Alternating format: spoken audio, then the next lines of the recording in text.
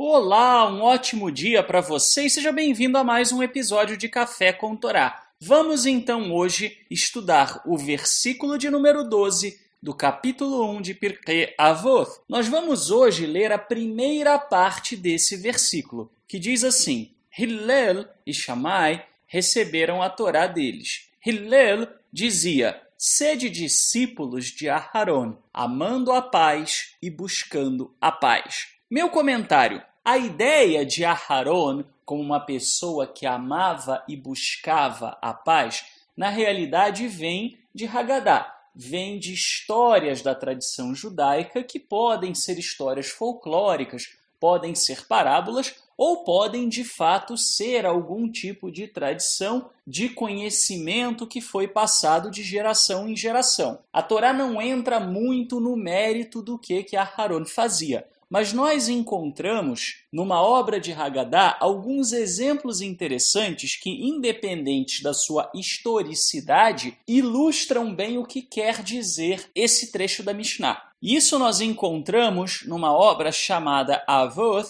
de Rabi Natan. Esse texto descreve Aharon como fazendo o seguinte: quando Aharon via que uma pessoa estava em transgressão e tinha uma prática que não era muito adequada, então Aharon o que fazia? Procurava se aproximar dessa pessoa, fazer amizade com essa pessoa, para que da próxima vez que essa pessoa cometesse essa transgressão, a pessoa pudesse pensar: puxa vida, o que será que o meu amigo Aharon acharia disso? Será que ele aprovaria, reprovaria? E a partir daí essa pessoa pudesse ser encorajada a analisar os seus atos e assim desistir das suas transgressões. O texto também diz que quando Aharon via duas pessoas brigando, ele procurava sentar-se junto de uma das partes e dizer: puxa, eu vi que a outra parte estava se demonstrando arrependida, estava triste de ter brigado com você, etc. E fazia o mesmo com a outra parte, de modo a encorajar que essas pessoas pudessem se juntar e resolver as suas diferenças. O texto diz ainda que muitos bebês foram nomeados a partir de Aharon, porque ele também encorajava a conciliação entre casais e que as pessoas entendiam que se não fosse por ele, esses bebês não existiriam. Portanto, davam aos bebês o nome dele por homenagem. Evidentemente que quando se trata de Haggadah, nós não estamos falando de histórias literais, estamos falando um pouco de parábolas. Mas essas parábolas elas servem para ilustrar esse princípio. O que significa então amar a paz e buscar a paz? Significa justamente isso, significa que as nossas ações devem sempre buscar cessar o conflito e não encorajar o conflito. Há pessoas cuja abordagem é sempre sectária, é sempre divisiva,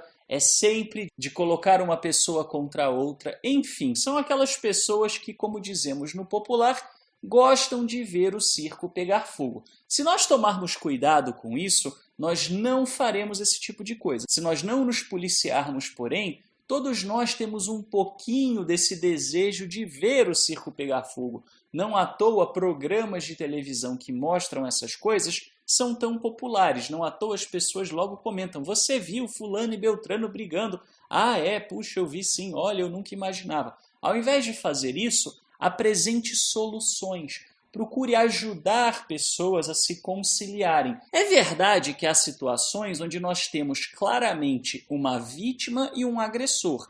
E nós não estamos aqui sugerindo que você deva favorecer o agressor ou achar que a vítima deve se sujeitar ao agressor. Não é nada disso. Mas uma boa parte das brigas ocorre por uma dificuldade de comunicação entre as partes. Uma parte não sabe bem se colocar, a outra parte não enxerga bem o que o outro quer dizer, não percebe bem como é que o outro se sente, e aí surgem confusões, maus entendidos e conflitos. E devemos fazer o quê? Buscar facilitar que as pessoas encontrem soluções. Não encoraje muito esse jogo de quem está certo e quem está errado. Seja prático e busque sentar e resolver. Ficar perdendo tempo com a discussão de quem está certo e quem está errado serve para massagear egos, mas não serve para resolver o problema. Da mesma forma, há tanta gente que gasta tanta energia falando sobre como o outro está errado, como o outro tem uma atitude absurda, como o outro tem uma forma de agir terrível. E há pouca gente que é capaz de pegar e focar essas energias em realmente transformar a vida do outro. Às vezes até essas pessoas gastam mais energia falando mal do outro do que gastariam procurando ajudar o outro a resolver a sua circunstância. Essa é a ideia desse Midrash que fala sobre Aharon procurando se aproximar de pessoas transgressoras para dar o exemplo. Por trás de pessoas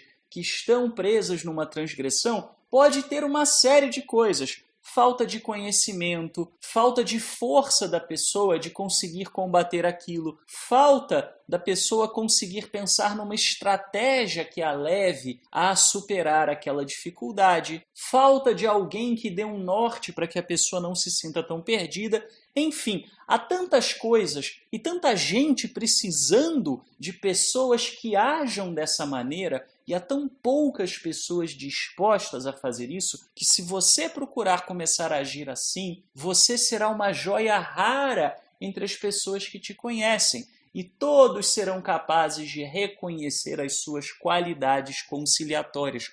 O mundo já está repleto de ódio, o que falta é o amor. O mundo já está repleto de intolerância, de preconceito, de raiva, de ira, de demonizações. O que falta é uma atitude que traz para perto, que aproxima amorosamente, que compreende o outro e procura trazer o outro para uma via de integridade por meio do exemplo, por meio do amor, por meio da perseverança e da paciência, e não por meio da truculência. Truculência não leva a nada. Pense nas pessoas que você conhece que são truculentas. Quantas delas conseguem, de fato, transformar um ser humano por meio da sua truculência? Pense nas pessoas que simplesmente passam uma vida toda falando mal de outras. Quantas pessoas elas conseguem transformar simplesmente falando mal? Se você analisar os resultados, você terá uma conclusão concreta sobre se essas pessoas fazem isso porque elas querem realmente mudar o mundo ou se essas pessoas fazem isso porque elas querem se sentir bem consigo próprias, massagear os seus egos e achar que elas são superiores às outras. Porque se elas estão no segundo grupo, então isso não é espiritualidade. Pelo contrário, não há nada mais carnal, no pior sentido da palavra, do que uma ação dessa forma. A pessoa está completamente escravizada pelo Yetzer Hara, pela inclinação destrutiva, a tal ponto de só ser capaz de espalhar destruição. Não, nós temos que ter atitudes construtivas, através do quê? De ahavá, de amor, de buscar completude, de buscar paz, de buscar conciliação. Apresente caminhos diferentes, apresente-se como uma alternativa a tanto conflito que existe. E certamente você será honrado pelo Eterno nos seus esforços e será um discípulo de Aharon. Até amanhã, se o Eterno nos permitir.